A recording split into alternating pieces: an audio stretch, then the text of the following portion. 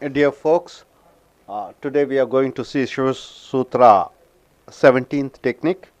What he says is this so simple. Unminding.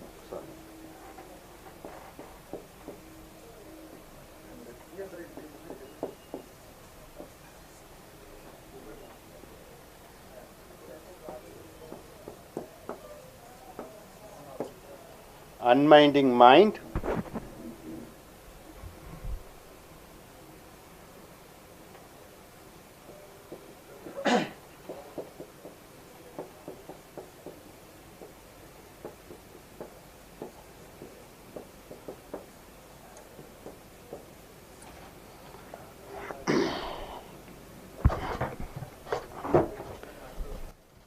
Dear folks, Shiva Sutra 17 says, unminding mind, keep in the middle till.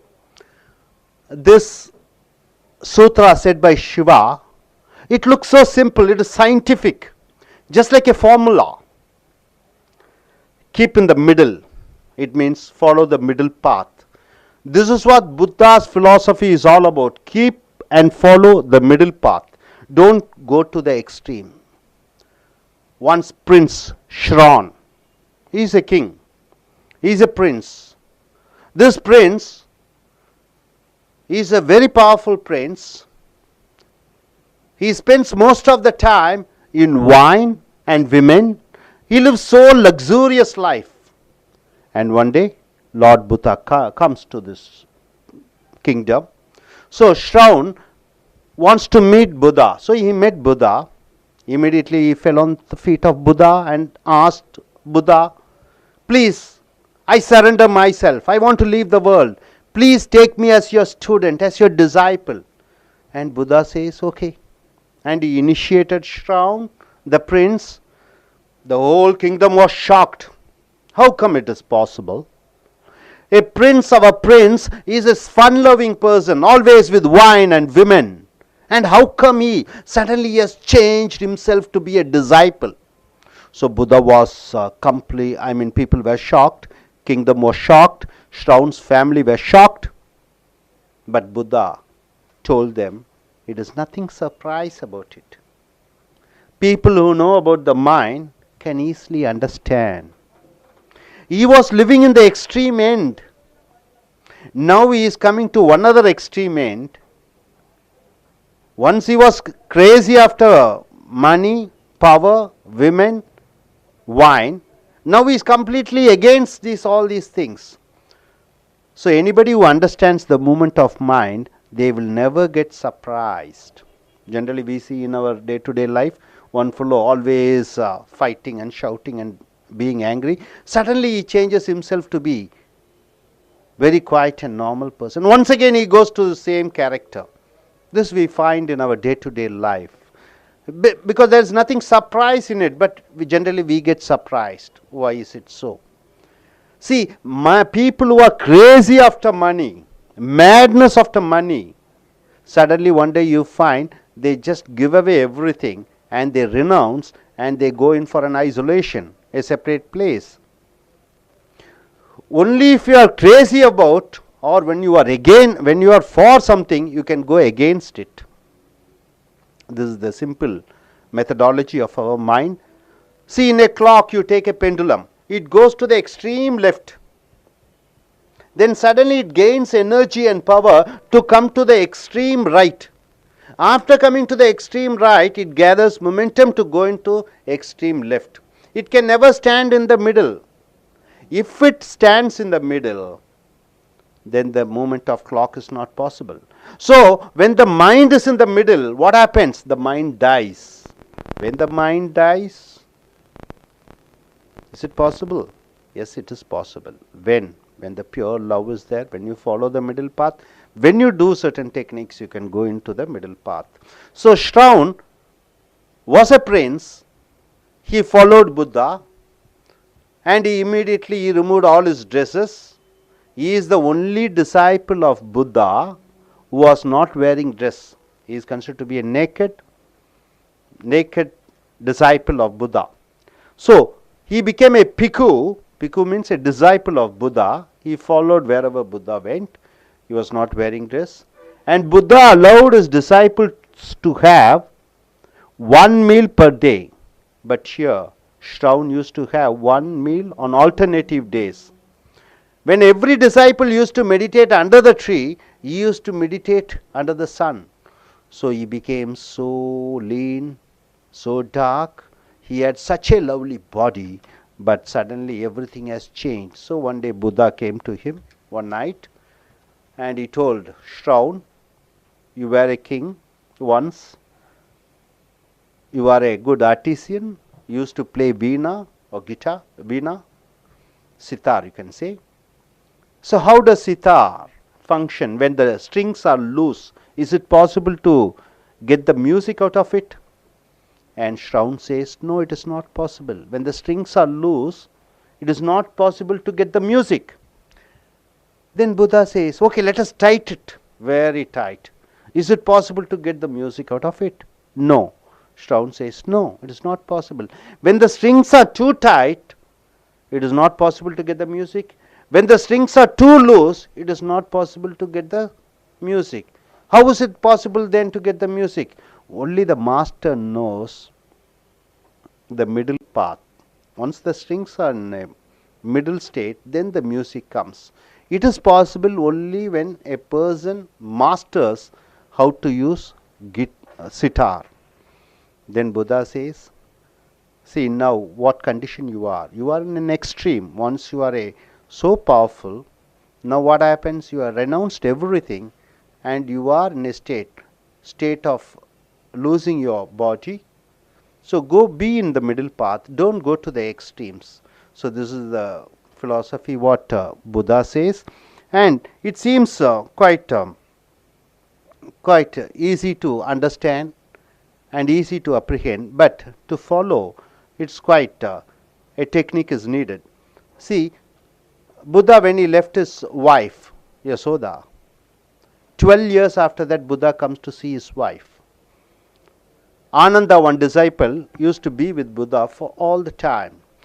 So Ananda and Buddha and his disciples were coming back to the kingdom. So all the people in the kingdom were rejoicing themselves and they were giving a warm reception for Buddha. Buddha comes, he was about to enter the palace. Anandan, his disciple, chief disciple, he is the first cousin of Buddha. When he tried to follow, Buddha said, no, don't come, let me go and meet my Yasoda. After 12 years I am coming, I don't know what she says. At least this time, let us see what she says. So he enters, Yasoda comes, she became like a volcano. She cried, shouted, cursed, whatnot. She was yelling at Buddha because one fine day he left Buddha, Yasoda and son and he went away. After 12 years he is coming. Buddha understood and he said, 12 years I thought you might have changed. No, still you love me, I can understand. But I want to tell you something more than why I left and what I have gained and the message I want to give you. If you are being silent, I can tell you. And Yasoda kept quiet.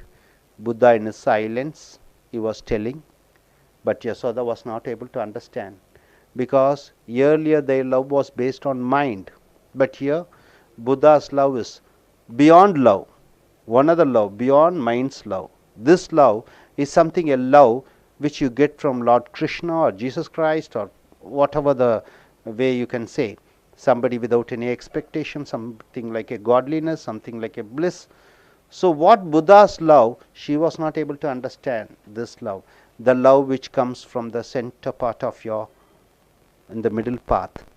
Husband and wife, if it is a mind-based love, what happens? Morning they fight, evening they join together. Once again, morning they fight, evening they join together. So this is the basic calculation or philosophy in mind-based love. It is like pendulum. It goes and it goes to the extreme. Unless you fight, you cannot love. That's what Freudian as Western philosopher has said. If you don't fight, you cannot love. If you cannot love, you cannot hate. If it is mind-based. So this is what we find in everyday life, in every household. Wherever you find some fights may go in for years together, but still they love. Only if you have fight, you can love. So when you want to fight, fight to the extreme. When you have mind-based love, if you want your mind-based love to continue, fight to the extreme. And when you want to love, love to the extreme. Suppose if you find any couples who are not fighting to each other, then it is purely, they're not together. They are like a parallel lines, not meeting at each other. If there is no love, there is no hate. If there is no hate, there is no love. So this simple philosophy looks so simple, but in our day-to-day life, it is very extreme, very important. People sometimes go for drinking, go for smoking, try to be angry, and suddenly they want to say, never I am going to do. They do go to the extreme of one thing and they want to go to the extreme of another thing. Once they go to the extreme of another thing, they will come back to once again to the same position. They are angry and suddenly they have the repentance. I shouldn't be angry. I never should be angry. Once again they go to the same position. They get angry and once again the repentance happens and they come back. So my dear friends, love in the middle path of the mind. Here it says, unminding mind, keep the mind in the middle until. So unminding mind. Unminding mind means what? Minding, it is a verb. Unminding mind. Don't bother about the mind. Then what it says? Keep the middle.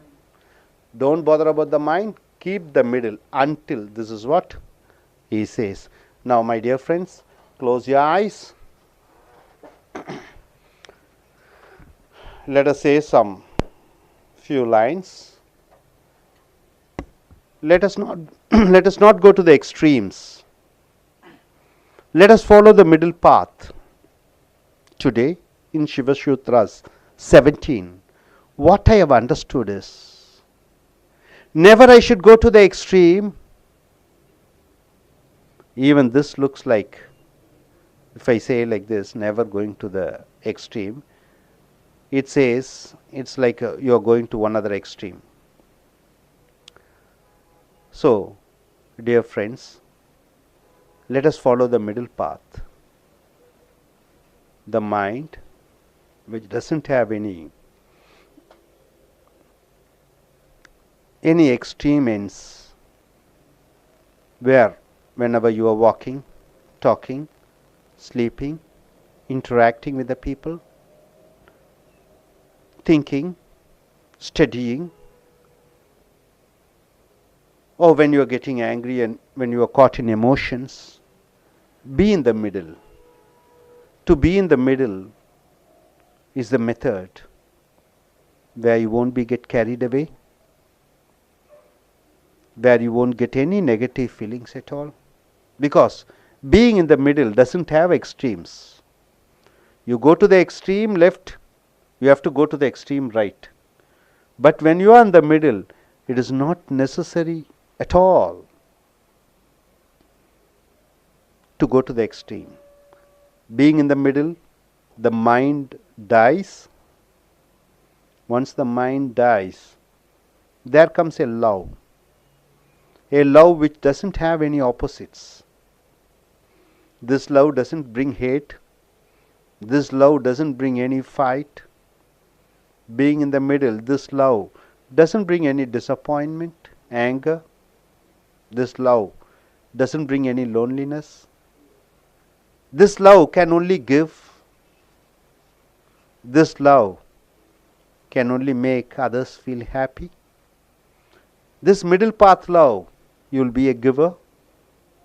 This middle path love doesn't have any lust in that. So be in the middle path.